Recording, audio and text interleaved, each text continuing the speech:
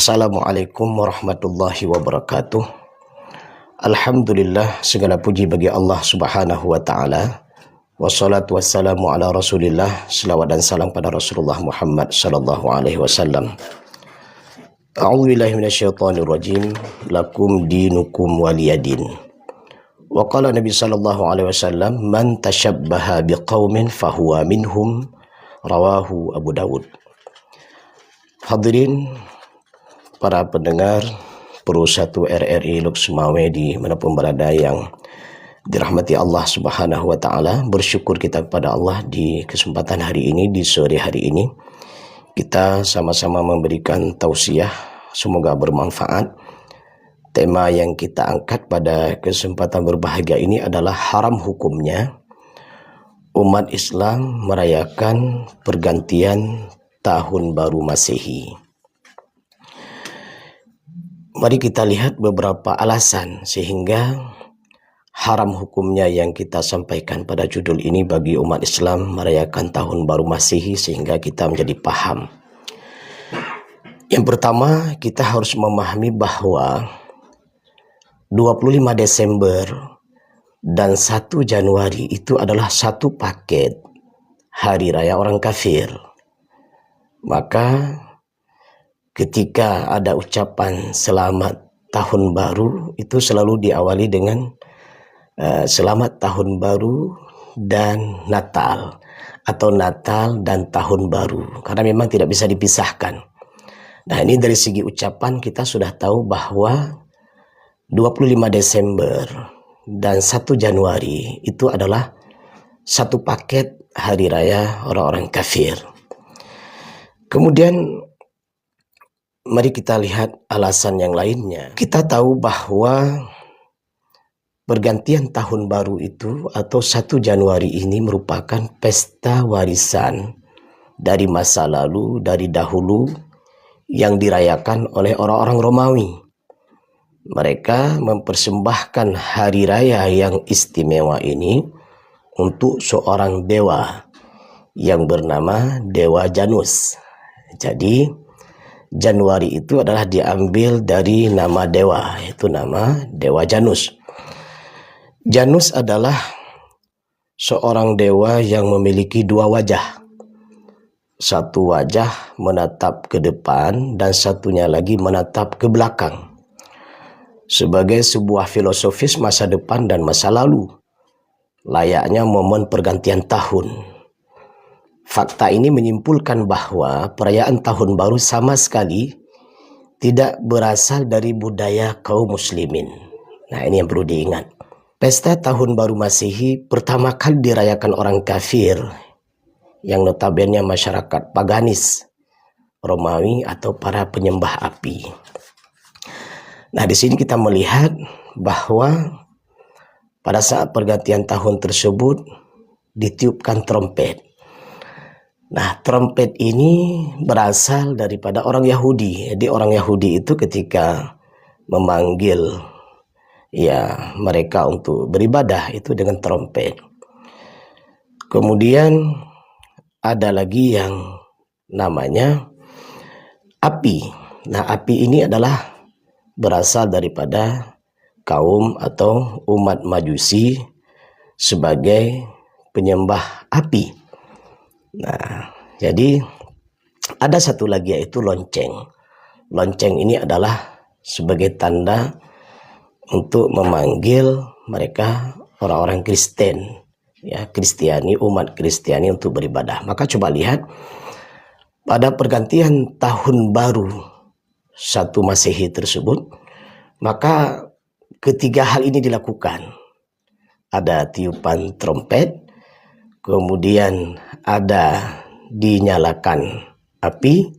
Nah, kemudian satu lagi itu yaitu dengan lonceng. Nah, ini lonceng, trompet, dan menghidupkan api ini adalah budaya orang Kristiani, orang Yahudi, dan kaum penyembah api, di mana mereka itu disebutkan saat pergantian tahun tersebut mereka itu sambil meniup trompet, kemudian mereka dengan suara lonceng kemudian mereka menghidupkan api, kemudian mereka berkumpul di sana dengan, mohon maaf, mabuk-mabukan, dan akhirnya berzina. Nah, inilah asal-usul secara umum yang bisa kita lihat, sebagaimana kita sampaikan tadi, bahwa pergantian tahun baru itu bukan dari Islam, tapi itu adalah merupakan sebuah budaya kaum Majusi, penyembah api, kemudian umat Kristiani, kemudian juga adalah orang-orang Yahudi. Nah, ini alasan yang kedua. Alasan yang ketiga adalah sebagaimana hadis Rasulullah yang kita bacakan tadi, man tashabbaha biqaumin fahuwa minhum. Siapa yang meniru kebiasaan satu kaum, maka dia termasuk bagian daripada kaum tersebut. Nah, ini kita ingatkan kepada umat Islam, berhati-hatilah, jagalah keluarga kita, jagalah masyarakat kita yang muslim saat pergantian tahun baru tersebut bukan hari raya umat Islam, tapi itu adalah hari raya orang-orang kafir, di mana orang Islam tidak boleh ikut andil. Nah, orang tuanya jangan membeli trompet, ya, kemudian jangan membeli lonceng, kemudian jangan membakar lilin, ya, ini bahaya sekali. Jangan sampai akidah yang sudah kita jaga sejak kita lahir dari rahim ibu kita, sudah kita bersyahadat, kemudian bahkan di alam rahim kita sudah bersyahadat, kemudian sehari-hari kita sholat 5 waktu berjamaah, kemudian melaksanakan ibadah puasa dan rukun Islam yang lainnya. Jangan sampai akidah kita itu menjadi batal di dalam 1 menit atau 1 detik pergantian tahun tersebut. Nah, ini kita ingatkan kepada umat Islam. Kemudian alasan yang lain adalah karena perkara tersebut merupakan perbuatan yang banyak mengandung mudaratnya. Di samping mengganggu masyarakat, kemudian juga terjadi persinahan, pemborosan harta, membuang uang pada yang tidak bermanfaat, kemudian waktu yang sia-sia. Nah, ini secara umum kita sampaikan seperti ini tidak lain adalah untuk mengingatkan diri kita bahwa betapa penting kita memahami persoalan antara akidah, ibadah, dan budaya. Apalagi terkadang dalam kegiatan tersebut merusak akidah, yaitu merusak iman kita. Kemudian merusak ibadah kita. Setelah iman kita rusak, maka tanpa sadar di malam itu kita sudah berubah ibadah kita dari menyembah Allah menjadi menyembah berhala. Nah, kemudian yang harus difahami kembali adalah bahwa hal tersebut adalah merupakan budaya orang-orang kafir. Maka oleh karena itu para pendengar Pro 1 RRI Lusmawiyah dimanapun berada yang dirahmati Allah Subhanahu wa Ta'ala, dalam perjalanan kehidupan kita seringkali kita melihat bahwa ada di antara umat Islam yang salah dalam memahami toleransi. Kita lihat dalam surah Al-Kafirun, Allah berfirman, lakum dinukum waliyadin. Artinya bagi kalian agama kalian dan bagi kami agama kami. Makna daripada lakum dinukum di sini adalah setiap ada hari raya atau ibadah orang-orang kafir, bentuk toleransi kita adalah yang pertama tidak mengganggu. Tidak mengganggunya, tidak merusak rumah ibadahnya, tidak mengganggu mereka melakukan perayaan, tidak boleh. Nah, itu makna toleransi. Dan yang kedua adalah sebagai umat Islam tidak perlu harus mengikuti mereka. Jadi dengan kita tidak ikut, itulah makna toleransi. Tidak ikut ke rumah ibadah mereka, tidak ikut melaksanakan kegiatan ibadah mereka, tidak ikut mengucapkan selamat tahun baru bagi mereka. Nah, itulah bentuk toleransi yang benar.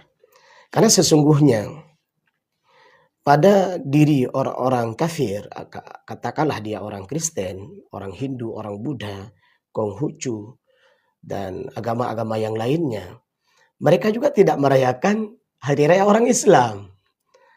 Karena mereka menganggap tidak boleh bagi agama orang Hindu, Kristen, apalagi Yahudi, itu sama sekali umat mereka itu tidak boleh merayakan hari raya orang Islam.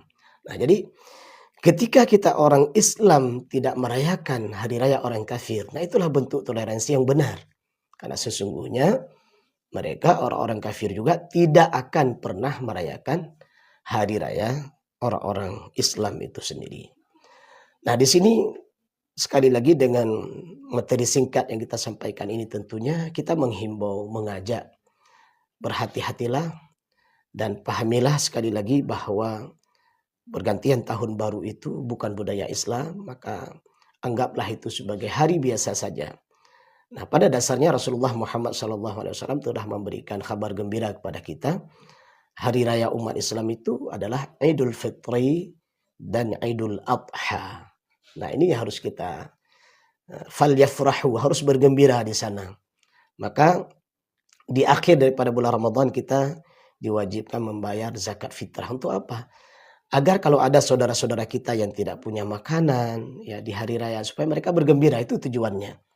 Nah, semoga bermanfaat, semoga Allah teguhkan iman kita, iman keluarga kita, iman masyarakat kita, iman orang-orang mukmin yang beriman, orang-orang muslim.